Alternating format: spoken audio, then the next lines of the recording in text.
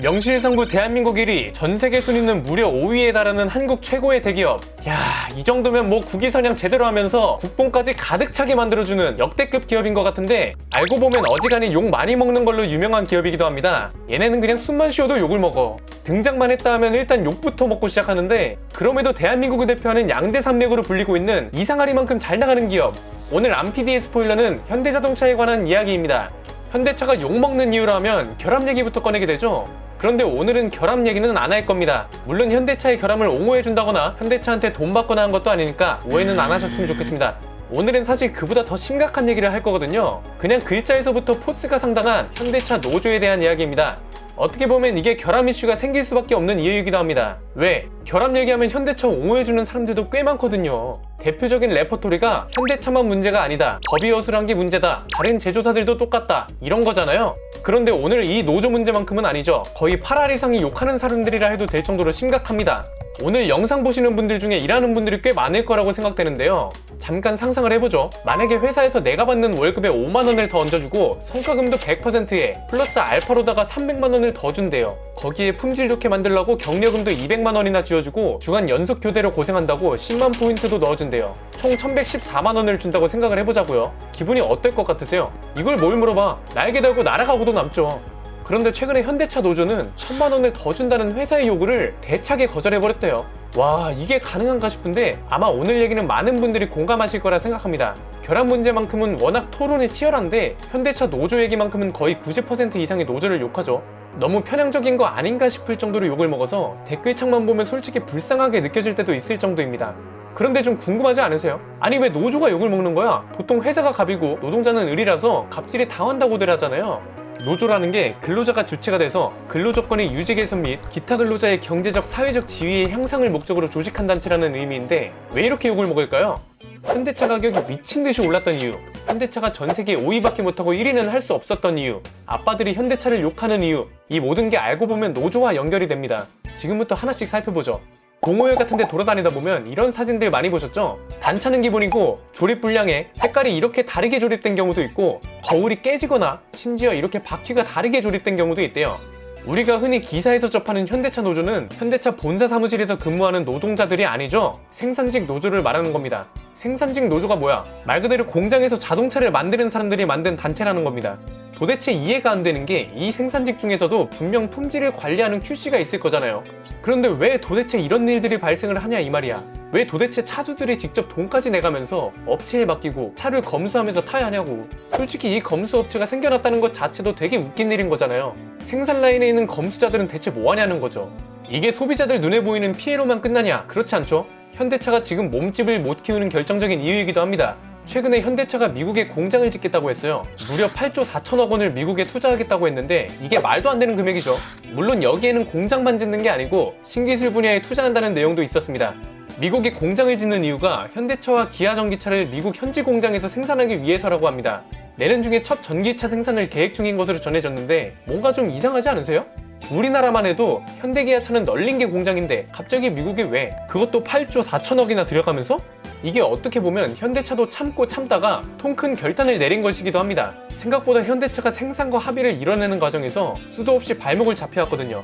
뭐만 하려고 하면 배째라, 안 한다, 이래 나와버리니 정의선 회장도 머리가 꽤나 아팠을 겁니다.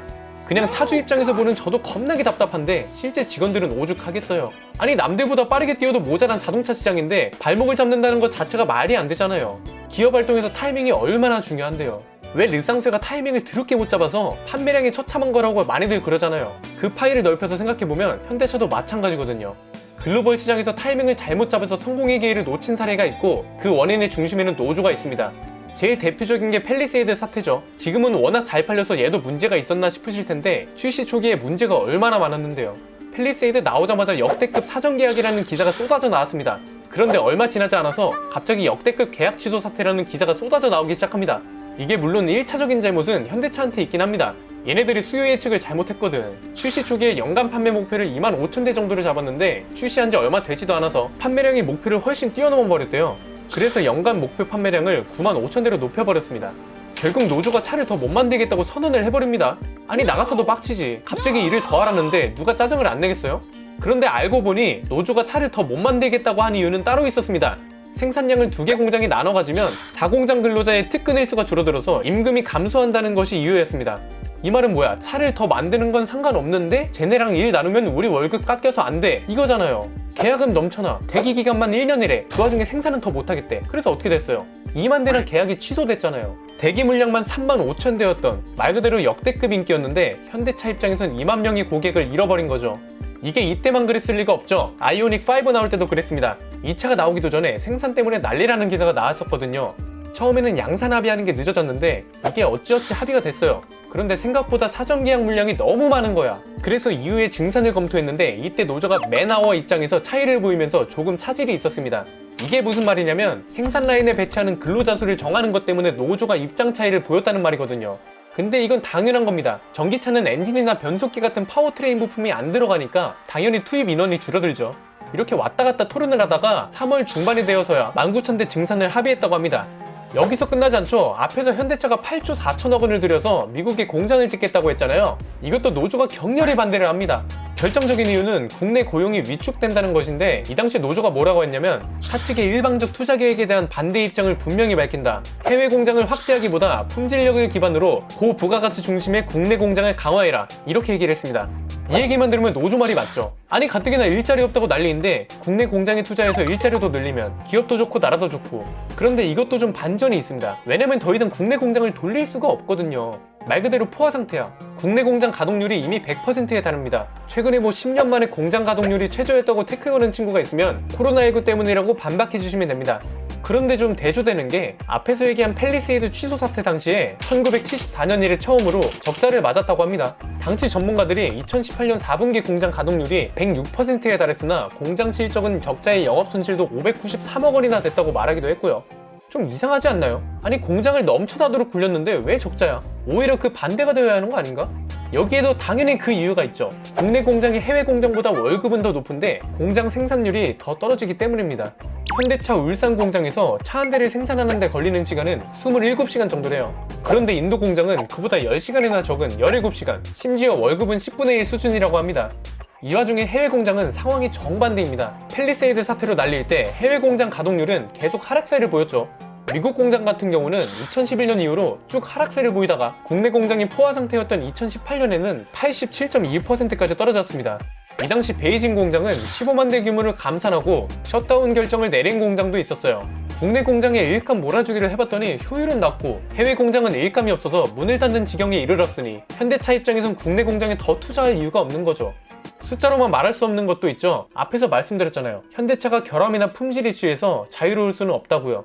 설계나 파워트레인 문제는 본사 연구진들의 문제가 맞죠. 그런데 차주들이 인수하면서 발견하는 스크래치, 조립 불량, 단차 이런 건 생산자들의 과실이 더 큽니다. 기사도 나왔잖아요. 울산 공장 직원이 고객한테 팔차로 카풀했다가 적발돼서 3개월 정직 처분을 받았었죠. 이쯤 들으면 너무 해외 중심으로만 얘기하는 거 아니냐고 하실 수도 있습니다. 국내에 공장 더 지어서 일자리도 더 생기면 좋은 거죠. 그런데 자동차는 일반적인 경우와 좀 다릅니다. 생산 규모와 단위가 큰 만큼 생산량의 한계가 뚜렷하고요. 공장 가동과 효율성도 그래서 더 중요한 겁니다. 외화를 벌어다주는 해외 시장 규모와 효율성도 중요한 거고요.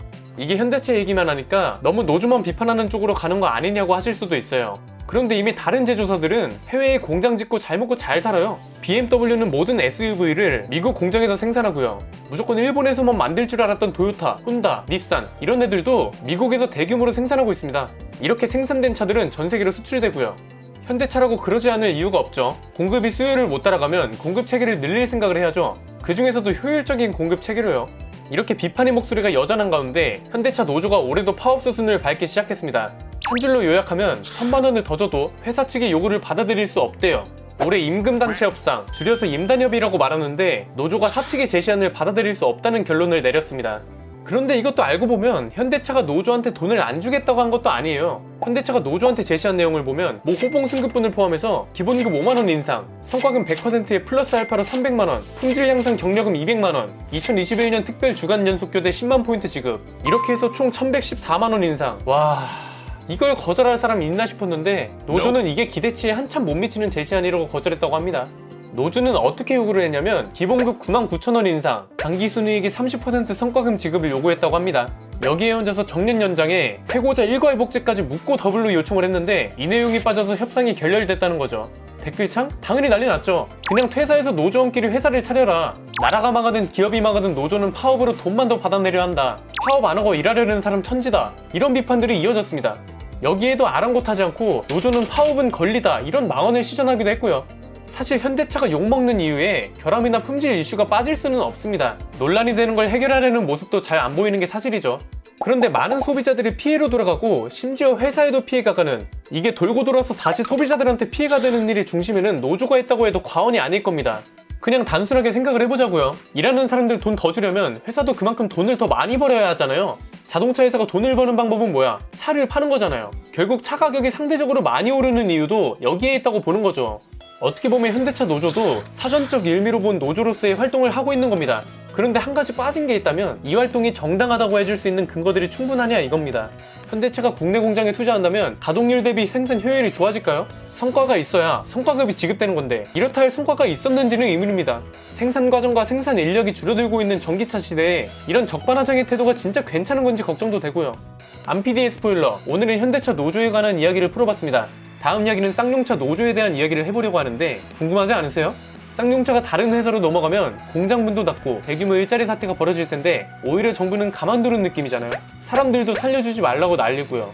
자세한 이야기는 다음 영상에서 확인하실 수 있습니다. 다음 영상을 확인하시려면 당연히 구독과 좋아요, 알림 설정은 필수겠죠. 재밌고 흥미로운 자동차 이야기, 세상에서 가장 빨리 스포일러 해드리겠습니다. 지금까지 안PD의 스포일러, 현대차 노조 이야기였습니다. 감사합니다.